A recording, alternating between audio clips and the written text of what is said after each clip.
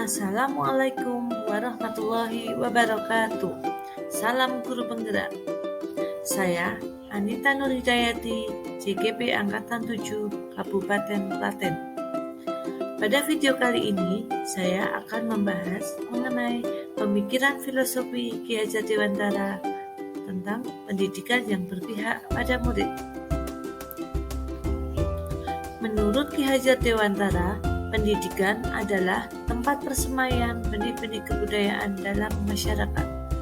Pendidikan dan pengajaran merupakan usaha persiapan dan persediaan untuk segala kepentingan hidup manusia, baik dalam hidup bermasyarakat maupun hidup berbudaya dalam arti yang seluas-luasnya.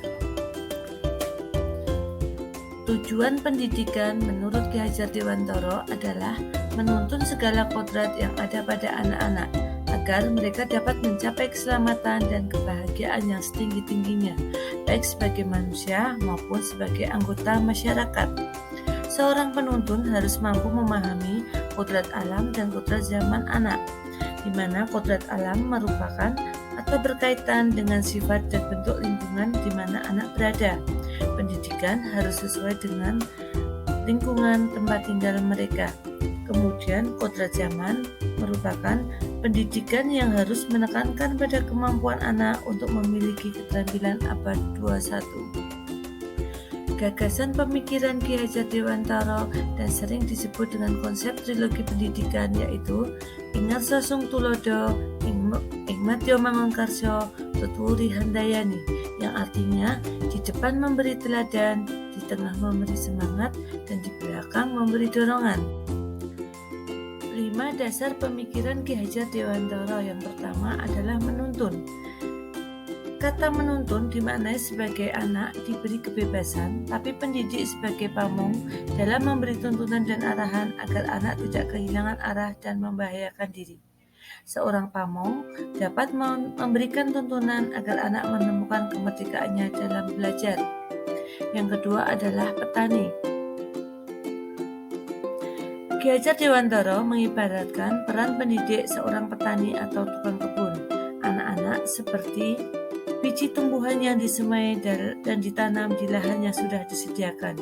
Jadi tugas kita sebagai pendidik hanya menuntun agar tumbuhnya kekuatan kodratnya.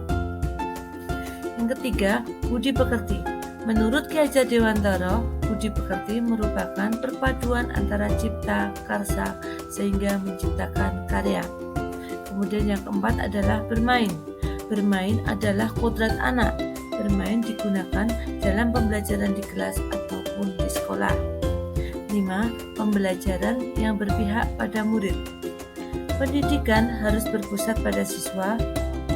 Guru dan siswa dapat berkolaborasi bersama. Guru dapat mengembangkan potensi yang dimiliki agar siswa tumbuh dengan selamat dan bahagia. Kebutuhan anak harus terpenuhi. Anak perlu rasa aman, nyaman, berharga, dicintai, dan dipahami. Perasaan tersebut akan mendorong munculnya motivasi dan kesadaran anak untuk belajar. Dalam implementasinya di kelas, yang pertama adalah penumbuhan karakter. Kami membiasakan untuk senyum, sapa, dan salam dari anak kepada guru sehingga mereka akan terbentuk budi pekerti yang sopan dan santun. Penumbuhan karakter yang kedua yaitu menyanyikan lagu nasional setiap pagi sebelum pembelajaran di kelas dan juga ikut upacara setiap hari Senin. Yang kedua yaitu pendidikan harus menyenangkan dengan cara bermain sambil belajar dengan menanamkan nilai agama dan budi pekerti. Dengan belajar sambil bermain itu akan lebih mengasyikan untuk anak. Selanjutnya, sekolah kami telah menerapkan gagasan pemikiran Ki Hajar Dewantara bidang religius, yaitu adanya pembiasaan membaca surat pendek setiap pagi sebelum pembelajaran dan membaca bacaan sholat. Yang keempat yaitu pembelajaran dengan menggunakan teknologi. Dengan pembelajaran yang menggunakan teknologi, anak akan merasa senang dan lebih tertarik. Untuk dapat mewujudkan pendidikan yang berpihak pada murid, tentu tidaklah mudah. Ada beberapa tantangan yang harus dihadapi. Yang pertama pertama adalah kurangnya minat siswa dalam pembelajaran. Dua, kemampuan guru yang belum menyeluruh dan memahami pemikiran Ki Hajar Dewantara, yaitu pendidikan yang berpihak pada murid. Untuk menghadapi tantangan itu tentunya harus ada solusi. Yang pertama yaitu mendesain pembelajaran yang bervariatif dan inovatif sehingga memotivasi siswa untuk belajar. Dua, guru tentunya harus mengikuti pelatihan-pelatihan dan seminar-seminar workshop yang ada.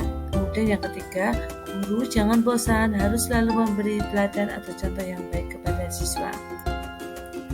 Demikian, terima kasih, salam dan bahagia.